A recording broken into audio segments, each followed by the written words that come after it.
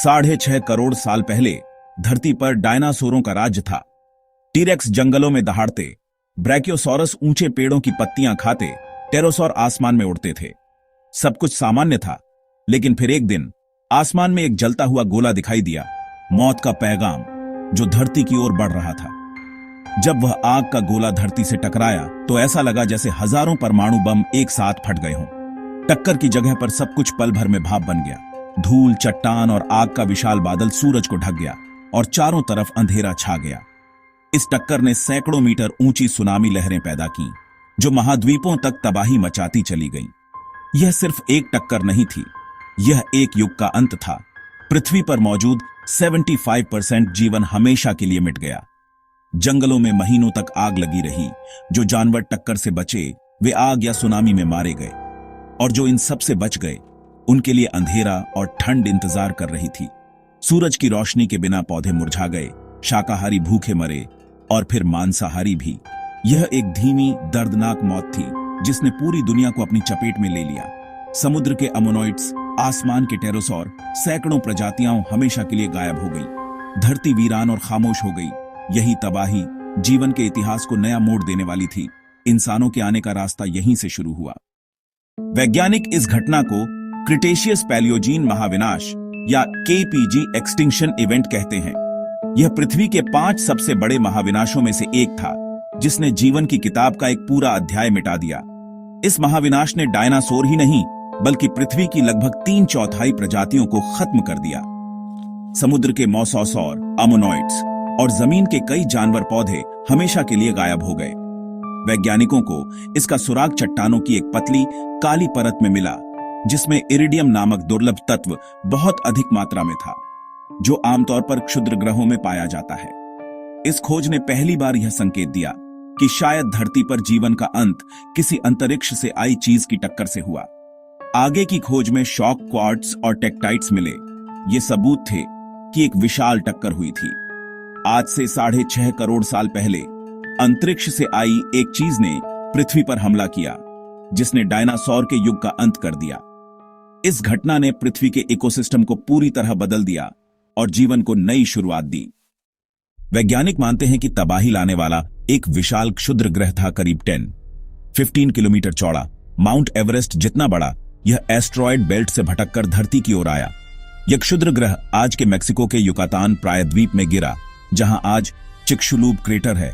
180 kilometre चौड़ा, 20 kilometre गहरा टक्कर से निकली ऊर्जा अरबों परमाणु बमों के बराबर थी एक पल के लिए। वहां का तापमान सूरज की सतह से भी ज्यादा हो गया। टक्कर के तुरंत बाद भूकंप और 1 किलोमीटर ऊंची सुनामी लहरें उठीं, जंगलों में आग लग गई और आसमान से पिघली चट्टानों की बारिश होने लगी। लेकिन असली तबाही थी टक्कर से उठा धूल, राख और सल्फर का बादल, जिसने सूरज की रोशनी रोक दी। धरती पर अंधेरा और ठंड छा गई। इंपैक्ट विंटर, पौधे मरने लगे, खाद्य श्रृंखला टूट गई और बचे खुचे जीव भी धीरे धीरे खत्म हो गए। यह तबाही महीनों, शायद सालों तक चली और पृथ्वी पर जीवन का चेहरा हमेशा के लिए बदल गया। डायनासोर 16 करोड़ साल तक धरती के राजा रहे, लेकिन वे इस तबाही से क्यों नहीं बच पाए? सबसे बड़ी वजह थी उनका विशाल आकार। उन्हें जिंदा रहने के लिए बहुत भोजन चाहिए था। टक्कर के बाद पौधे मरे, शाकाहारी भूखे मरे और फिर मांसाहारी भी। डायनासोर गर्म खून वाले सरीसृप थे, जिन्हें बाहरी गर्मी की जरूरत थी। अंधेरा और ठंड उनके लिए जानलेवा साबित हुई। उनके अंडे और बच्चे भी ठंड और भोजन की कमी में असुरक्षित थे। खाद्य श्रृंखला टूट गई, पौधे खत्म, शाकाहारी खत्म, मांसाहारी भी खत्म। डायनासोर इतने बड़े और विशेषीकृत हो चुके थे कि वे बदलती दुनिया के साथ तालमेल नहीं बिठा सके। उनकी ताकत ही उनकी सबसे बड़ी कमजोरी बन गई। प्रकृति में सबसे बड़ा या ताकतवर होना हमेशा बचाव की गारंटी नहीं है। जब विशाल डायनासोर खत्म हो रहे थे, तब कुछ छोटे अनुकूलनशील जीव बच गए, जैसे हमारे पूर्वज छोटे स्तनधारी। ये छोटे जीव बिलों में रहते थे, कम भोजन में गुजारा कर सकते थे और कीड़े मकोड़े, जड़ें आदि खा सकते थे। बिलों में रहने से वे आग, ठंड और अंधेरे से बच गए। वे रात में सक्रिय थे, इसलिए अंधेरे में भी भोजन ढूंढ सकते थे। मगरमच्छ, कछुए, कुछ पक्षी और गहरे समुद्र की मछलियां भी बची, क्योंकि वे या तो छोटे थे या पानी बिल में रहते थे या जो भी मिला खा सकते थे। इन जीवों की सबसे बड़ी ताकत थी अनुकूलनशीलता। इस महाविनाश के हीरो वे नहीं थे जो सबसे ताकतवर थे, बल्कि वे थे जो बदलती परिस्थितियों में खुद को ढाल सकते थे। इन्हीं छोटे जीवों के बचने से पृथ्वी पर जीवन का नया अध्याय शुरू हुआ, जिसका नतीजा हम इंसान हैं। डायनासोर के खत्म होने के बाद धरती पर खालीपन था और यही मौका था छोटे स्तनधारियों के लिए। अब वे दिन में भी बाहर निकल सकते थे, नई जगहों पर जा सकते थे और नए भोजन आजमा सकते थे। समय के साथ ये स्तनधारी अलग अलग रूपों में विकसित हुए, कुछ जमीन पर, कुछ पानी में, कुछ पेड़ों पर। पेड़ों पर रहने वाले प्राइमेट्स का एक समूह आगे चलकर होमिनिड्स बना, हमारे पूर्वज। जलवायु बदलने पर वे पेड़ों से उतरकर 2 पैरों पर चलने लगे, जिससे उनके हाथ औजार बनाने के लिए आजाद हो गए। आग, भाषा और समूह में शिकार, इन सब ने मिलकर इंसानों को विकसित किया। अगर वह क्षुद्र ग्रह न टकराता तो शायद डायनासोर आज भी राज कर रहे होते। हमारा अस्तित्व उसी तबाही से जुड़ा है। डायनासोर की कहानी सिर्फ अतीत नहीं, बल्कि भविष्य के लिए चेतावनी है। पृथ्वी पर 5 बड़े महाविनाश हो चुके हैं। हर बार जीवन का बड़ा हिस्सा खत्म हुआ।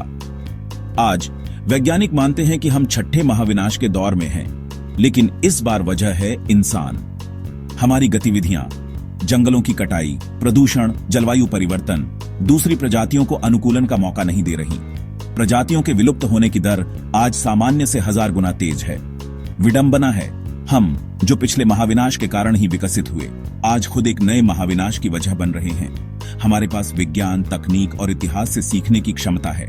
हम अपने भविष्य को बदल सकते हैं। सवाल है, क्या हम इतिहास से सबक लेंगे या खुद भी डायनासोर की तरह मिट जाएंगे? फैसला हमारे हाथ में है।